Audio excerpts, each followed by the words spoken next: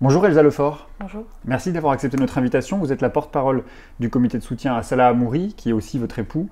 Alors pour celles et ceux qui ne le savent pas, Salah Hamouri a été inculpé en 2005 une première fois. Il a été accusé de prostituer le rabbin Ovadia Yosef, mais aussi d'appartenir au Front populaire de libération de la Palestine. Depuis, il a été libéré après avoir purgé sa peine jusqu'à cette nuit du 22 au 23 août dernier, où il a été de nouveau réincarcéré. On va y revenir, mais d'abord, quel autre regard est-ce que vous proposez aujourd'hui ? Justement, je propose un autre regard et une autre voix d'une personne qui n'est pas là aujourd'hui. Je propose d'être le regard et la voix d'une personne que j'admire aussi bien personnellement que politiquement pour son engagement politique, qui est donc Salah Hamouri, qui est également mon époux. Voilà. Alors je l'ai dit, Salah Hamouri a été jugé une première fois par un tribunal militaire à une peine de 7 ans de prison. Il a purgé sa peine, il a été libéré en 2011. En août dernier, il a été de nouveau arrêté et placé en détention administrative pour une première fois, enfin pour une première période de 6 mois. Est-ce que vous savez pourquoi, Elsa Lefort ? Non, du coup, c'est le principe de la détention administrative. Ça permet donc à Israël d'incarcérer les Palestiniens et les Palestiniennes sans charge ni jugement pour des durées, là c'est 6 mois, et à la fin de la peine, ils peuvent renouveler la peine sans avoir à fournir aucune preuve d'aucune culpabilité, puisque du coup il n'y a pas de charge. Alors vous l'expliquez d'ailleurs, le principe de la détention administrative, c'est un héritage du mandat britannique, ce qui veut dire que vous n'avez même pas accès, pas plus son avocat d'ailleurs, à son dossier pour préparer sa défense.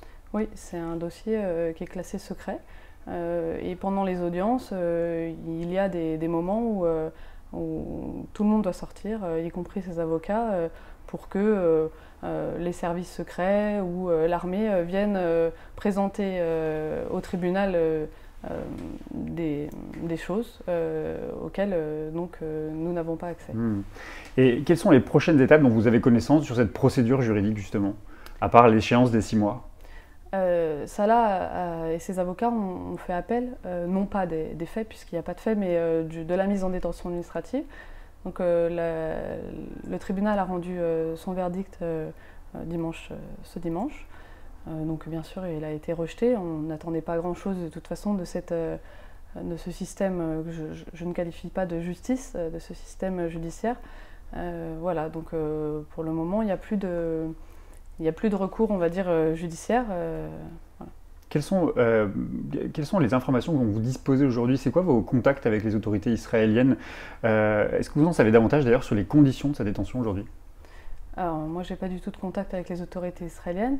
J'ai des contacts, les informations que j'ai, c'est par les avocats de Salah.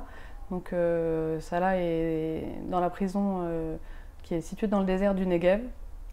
Donc il y a une prison assez rude, puisque du coup c'est dans un désert.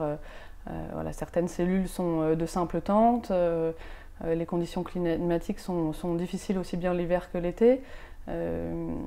Il a le droit à une visite familiale par mois, puisqu'il est en détention administrative. Les autres détenus ont le droit à 2 visites.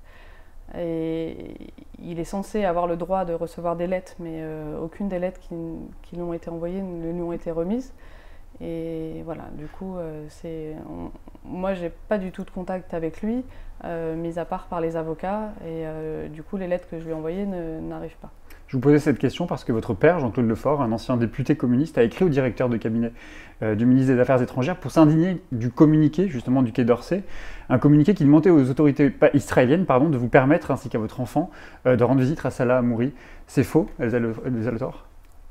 Moi, la seule chose que je demande, c'est que mon mari soit libéré. Il n'a rien à faire en prison, donc j'ai jamais demandé de... Le fait de demander un droit de visite fait que la France admet qu'il reste en détention. Déjà, c'est très négatif, et puis moi, c'est pas ce que je demande. Et par ailleurs, moi, je suis interdite de rentrer en Israël. Donc je ne sais pas, enfin voilà, dans quelles conditions ce genre de visite pourrait avoir lieu, alors que moi-même je suis interdite de territoire. Votre père dénonce aussi le 2 poids 2 mesures des autorités françaises. Ça veut dire quoi, Elsa Lefort? Ça veut dire que pas plus tard qu'en septembre, le journaliste français Lou Bureau était incarcéré en Turquie. Au bout de 15 jours, le président de la République a saisi lui-même son téléphone et l'a téléphoné au président turc. Là, ça fait plus de 2 mois Salah est en détention. À notre connaissance, Emmanuel Macron n'a pas appelé ni le président ni le Premier ministre israélien. Voilà. Ça veut dire quoi? Ça veut dire que le gouvernement français serait plus frileux avec les autorités israéliennes? Vous croyez qu'il est même plus conciliant à l'égard des autorités israéliennes? Oui, mais ça ne concerne pas que Salah, ça concerne voilà, la situation en général. Dès que ça touche à Israël, on voit une frilosité et on ne peut pas accepter ça parce que voilà, Salah est physiquement en prison, mais du coup, les autorités françaises le mettent dans une seconde prison. Les médias également, mainstream français, qui ne parlent pas du tout de lui, voilà, enferment Salah dans un mur de silence qui est insupportable pour nous et pour lui. Et comment vous qualifieriez aujourd'hui l'État d'Israël et sa politique? C'est un État colonial qui oppresse un peuple la prison est un des moyens que cet État utilise pour tenter de briser un peuple, tenter de briser toute résistance, tenter de briser toute voix qui s'élève contre l'occupation. Et je pense que les prisons sont au contraire des lieux dans lesquels voilà, les prisonniers et les prisonnières politiques palestiniens sont très forts. Et je pense que chaque passage en prison ne fait que renforcer leur détermination. Vous avez été reçu le 9 octobre par la cellule diplomatique de l'Élysée. Ça a été un rendez-vous utile pour vous? Oui, déjà, c'était un rendez-vous que nous avions demandé dès le 23 août.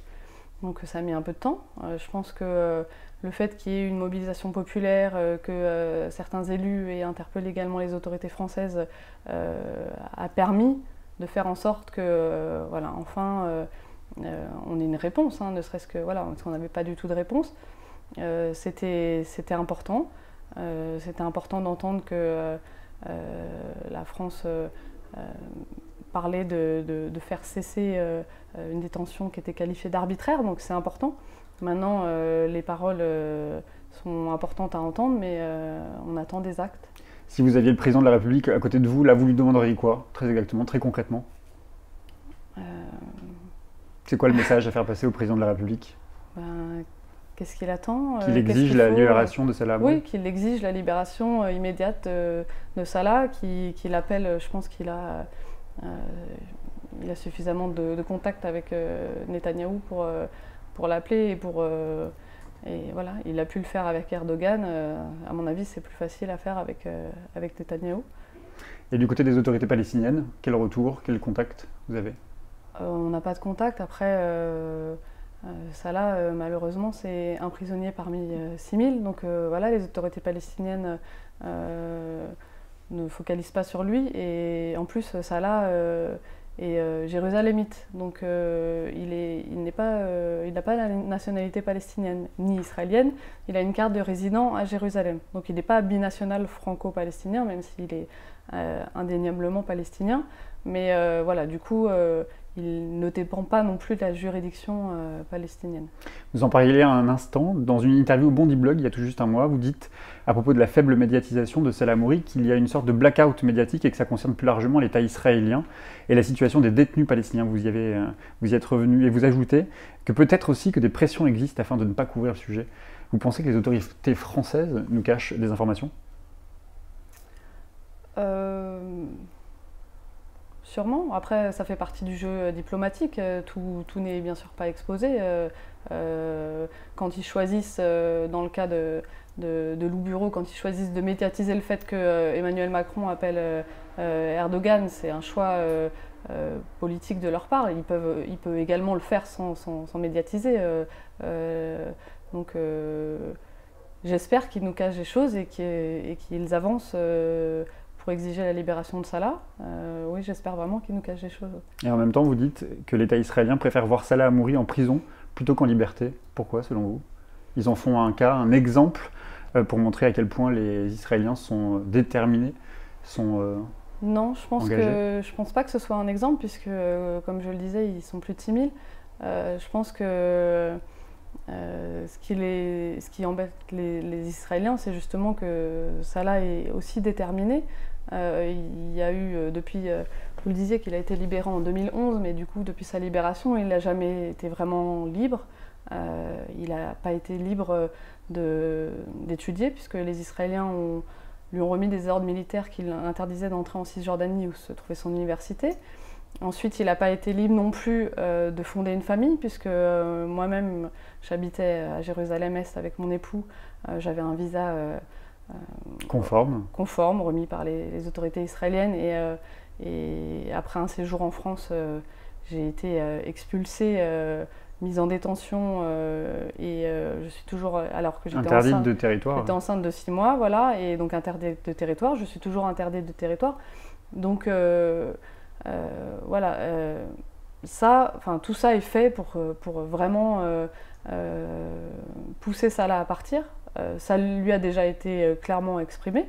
D'ailleurs, moi-même, quand j'ai été en détention, mes avocats avaient fait appel pour que je ne sois pas expulsée. Et il est écrit dans le jugement que nous sommes autorisés à vivre ensemble en dehors d'Israël. Donc voilà, ça lui est exprimé régulièrement. Donc voilà, le but. Ça veut dire quoi pour vous? Ça veut dire que demain, à la libération de Salah Hamouri, c'est quoi votre ambition? C'est de tout faire pour vivre en Israël, ou c'est plutôt de revenir en France avec Salah Hamouri? De tout faire pour vivre à Jérusalem. Voilà, en tout cas, il est hors de question que Salah quitte la Palestine. Voilà, les autorités israéliennes aimeraient bien. Je pense qu'elles ont gradué la répression. Voilà, ça a été des ordres militaires, mon expulsion, maintenant c'est la prison. Je pense que voilà, tout est fait pour le pousser à partir, mais ça n'arrivera pas. Comment on peut faire pour vous aider, Elsa Lefort? C'est quoi votre appel à ceux qui vous écoutent? Comment on peut agir pour aider à faire grandir la cause, en tout cas la demande qui est la vôtre de la libération de Salah Hamouri? Alors on a créé un comité de soutien qui réunit des personnes et des personnalités, des organisations, des partis politiques. Tout le monde peut nous joindre. On a une page Facebook Liberté pour Salah Hamouri, et dessus il y a toutes les informations pour signer l'appel à soutien. Après, ça peut également être d'interpeller des élus de gauche, mais pas que. Voilà, c'est pas quelque chose. La défense de la justice et des droits de l'homme n'est pas réservée qu'à la gauche. Donc voilà, interpeller les élus pour que les élus interpellent les autorités françaises. Je pense que voilà, on a eu le 9 octobre ce rendez-vous. Depuis, il y a eu un communiqué du Quai d'Orsay qui dit qu'ils demandent que les droits de Salah soient respectés et qu'ils espèrent sa libération. Donc je pense qu'il faut, il faut continuer à se mobiliser pour que le mot espérer se transforme en exiger, et qu'il y ait une véritable action et qu'il y ait des résultats et que Salah soit libre au plus vite. Alors on suivra les évolutions avec vous dans les prochaines semaines. Merci beaucoup Elsa Lefort. Demain, je recevrai la comédienne et féministe Océane Rosemary. On est allé la voir dimanche soir au Théâtre des Béliers parisien dans le 18e arrondissement de Paris. Tout le monde en prend pour son grade, mais surtout les BBB, les bons blancs bobos, qui culpabilisent de tout sans jamais se remettre en question. On y parle religion, mixité sociale, racisme. C'est intelligent et très drôle. Vous avez une question pour elle? Oui. Du coup, je voulais savoir, elle, en tant qu'artiste engagée, comment est-ce qu'elle expliquait qu'il y ait de moins en moins d'artistes qui s'engagent, et notamment sur certaines thématiques comme les violences policières, l'islamophobie ou la Palestine. Alors on lui transmettra, merci beaucoup. Merci à vous.